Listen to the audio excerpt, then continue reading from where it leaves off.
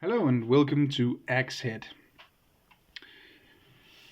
I have just been at a Danish Iron Age village.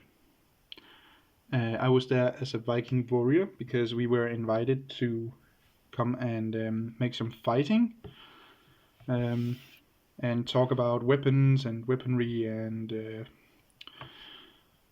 fighting as we do in the Viking Age, which were that's what we were there for. Um, there was also a blacksmith, and I ended up being in the blacksmith and making some things. But first, I bought some things that I want to show. I bought these. I just put them in this box because I wanted to keep them safe until I make them. Flint arrowheads, because there were a flintsmith / bow maker, and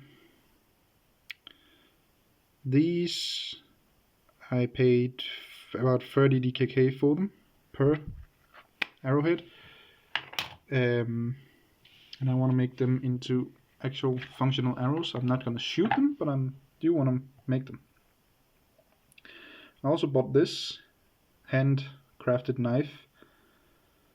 I'm not going to cut test it because I know it's sharp. I have used it, but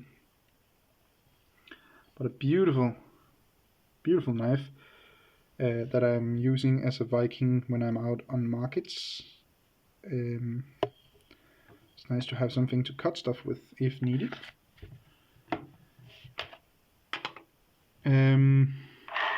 When I got there, the first of the 2 days we were there, I just thought I would go and take a look in the blacksmith building and see what he was making. And it didn't take 5 minutes before I was standing at the anvil and made some arrowheads. I came in there and talked quickly with him, and I said I had thought about trying it out, and and he said, "Well, you're more than welcome to come and give it a go." Okay, and what did I want to make? Well, I guess some arrowheads. That would be awesome. Okay, then let's get you started on making some arrowheads. The first day I made 2 arrowheads. The second day I made 5 arrowheads and 2 knives.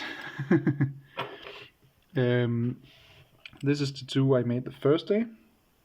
This was my first try and didn't really end as I wanted it to. This one went a little better. I still have to finish them. They're not finished.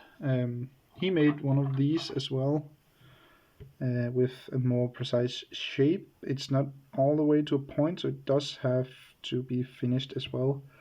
But these are gonna end like this, but pointy.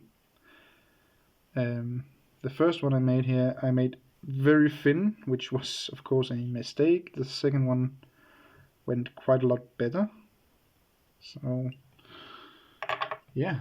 Then the second day I made 5 arrowheads. Take the knives in a second. I made 1 more of them, and I still have to finish it, of course.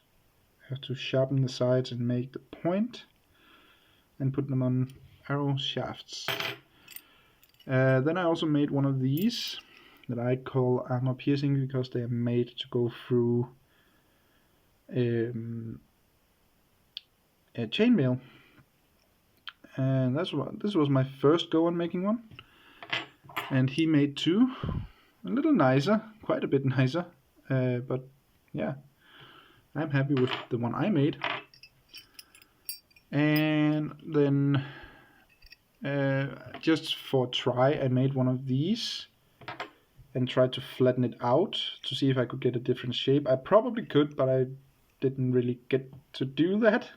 It just ended like a flat square, but it's still going to be a functional arrowhead. Then one of these, I don't remember which one, but I think it's this one. One of them were supposed to end out as a women's knife. I have one here that I made, so you can see how that looks. But I don't remember which one that was, but it didn't really, as you can see, go that well. and I just changed it into an arrowhead, and these are quite a bit thicker.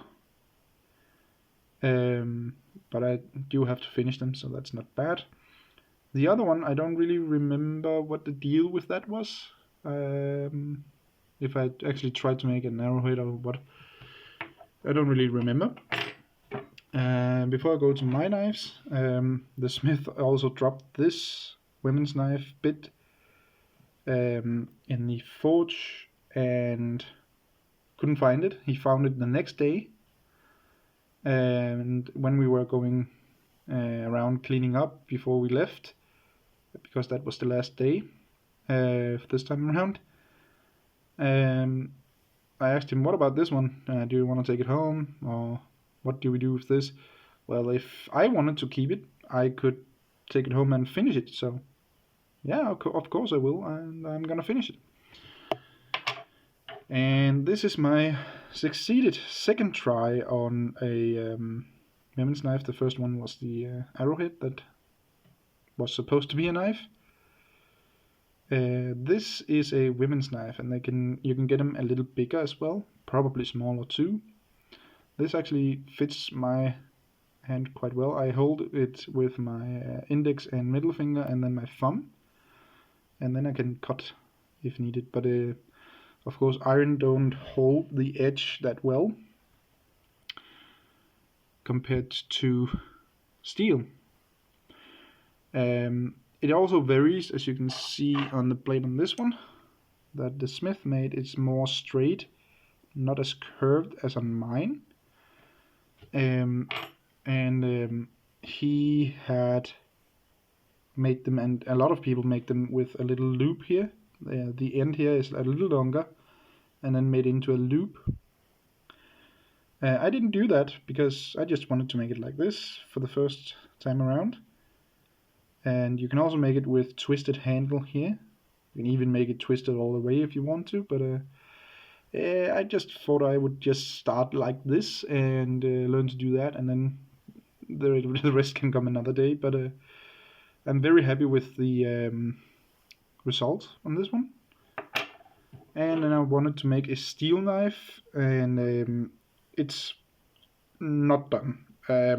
This was as far as I could get before we had to close down. I still need to. I want to do a little bit more work on the edge, especially to get it flatter, and I want to see if I can just straighten out the tip a little bit. And this is the tang that I will put a wooden handle on when it's done and have been heat treated. So this is the only steel piece. All of the arrowheads and the women's knives are iron. So yeah, that was a very fun and interesting weekend. I'm very happy with what I got done. It was fun. I was out fighting, and I was in the blacksmith and making arrowheads and knives. It was so fun, and I am definitely gonna keep doing this and learn more and get better. So yeah, I hope you found it interesting. Thanks for watching, and have a great day.